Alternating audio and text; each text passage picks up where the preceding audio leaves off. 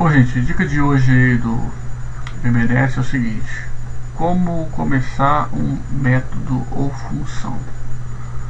Quando a gente clica 2 vezes lá no botão ou está fazendo alguma função, o VB já gera automaticamente aqui a assinatura do método pra gente, tá? Primeira coisa, vamos desligar as gambiarras do VB, né? Option, explicit on e option strict on, certo? Se quiserem saber mais a respeito dos comandinhos, dá uma pesquisada, é coisa simplesinha. Dentro do método, o que a gente faz? Bom, vou comentar para a gente tirar o código primeiro, tá? Primeiro a gente vai declarar nossas variáveis aqui, tá? Fazer o try, catch e o finally, que são os controles de exceção, tá? É basicamente try, olha lá, o VB já completa e faltou o finally, certo? Você dá o tab ali e outro completa. Aqui dentro do try é onde vai efetivamente seu código, tá? Aqui no catch não deve acontecer, mas não é porque não deve acontecer que não vai acontecer. É o nosso controle das exceções, quando dá algum erro, dá algum pau, tá? E o finally, que é o que acontece no final, mesmo se cair aqui no catch, o finally sempre vai acontecer. O que a gente vai geralmente no finally? A gente zera as nossas variáveis, tá? Então, um método simples aí, bem feito, ele é basicamente assim. Vamos colocar um códigozinho aqui para ficar mais ilustrativo, tá? Vou criar aqui uma collection é um negócio bem útil, bem legal do VB. Call test, por exemplo, as collection, tá? Note que eu só criei ela, não inicializei e coloquei antes do try, tá? Já eu explico por quê. E vou criar aqui um i as integer. Sempre legal inicializar, tá? O collection aqui poderia colocar o nothing, mas é besteira. Mas aqui nas variáveis aqui inteira e tal, legal inicializar. Aí aqui eu coloco aqui que eu inicializo mesmo, ó. Call test new collection. Aí eu criei ele mesmo, tá? Vou zerar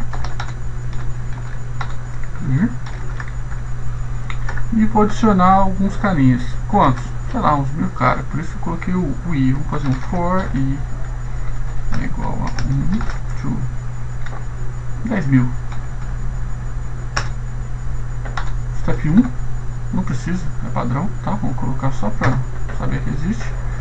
E aqui no next é sempre legal, é muito bom você colocar aqui qual que é o índice, qual que é a variável que está usando.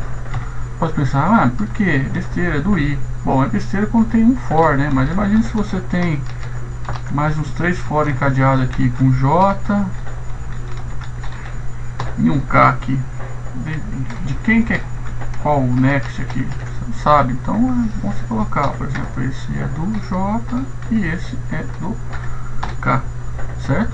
Não é obrigatório, mas é uma ótima prática de programação. Acostume-se com isso. O step eu vou tirar porque é bobeira. Ele seria legal se você tivesse, por exemplo, step 2 iria do 1, 3, 5, 7, step 10 ele iria 1, 10, 20 e tal. É o passinho, tá? Que você deve saber. Voltando aqui a conclusão do nosso método. Call test.add ou add, como diria o pessoal do Orkut. Vamos colocar aqui teste e vamos concatenar com a nossa assim, e aí a nossa chave, tá? Que é o próprio i, só que tem que ir para o collection obrigatório ser string. Então adicionei lá 1000 métodos, fiz o que eu tinha que fazer para minha collection, e aí no final eu vou dar um collection.dispose, mas aqui o collection ele não tem o dispose. O dispose é um método que a maioria dos objetos aqui do VB tem, que é para ele desalocar a memória que ele usa, quando ele aloca com algum arquivo ou algum repositório que você está usando, tá? Se não tem o disposto, tudo bem, a gente não coloca nada. E aí a gente vai lá automaticamente no finally. O finally, o que a gente faz? A gente faz o call test igual a nothing. Mesmo depois de a gente dar o dispose, a gente põe o nothing aqui. Por quê? Porque ele pode cair na nossa exceção. E por falar em exceção, vamos aqui implementá-la. O que a gente faz? Geralmente a gente põe um log aqui, a gente loga em arquivo o que está acontecendo, tá? Mas como nosso projetinho é gerado, vou colocar só um message box mesmo. Aí eu vou colocar, atenção, hein? Erro em, aí eu falo onde é o erro. Coloco aqui o endereço, ou o caminho, ou o lugar inteiro de onde está dando meu erro. No caso é meu form principal. Qual método? Bem-vindo, click. Tá? E qual que é o erro? O erro ele está aqui na nossa variável ex.message. Fechou?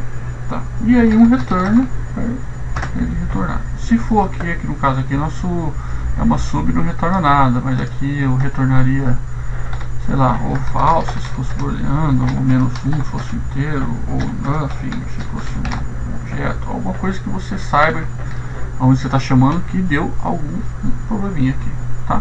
Então é isso aí, gente. Basicamente os nossos métodos, programas ou funções aí, ele tem que ter mais ou menos essa estrutura para ser um negocinho bem feito, para ser propício a não dar erro, ou se der nosso exception aqui, cuidar do erro bonitinho, tá? Então aqui, declara variáveis, try catch define, lá no catch você loga o erro ou mostra na tela aqui no caso, né? Mais pra frente vai ter uma outra aulinha aqui de um log bem bacana que a gente pode usar. E é isso aí, gente. Continuem codificando e treinando. Abraço.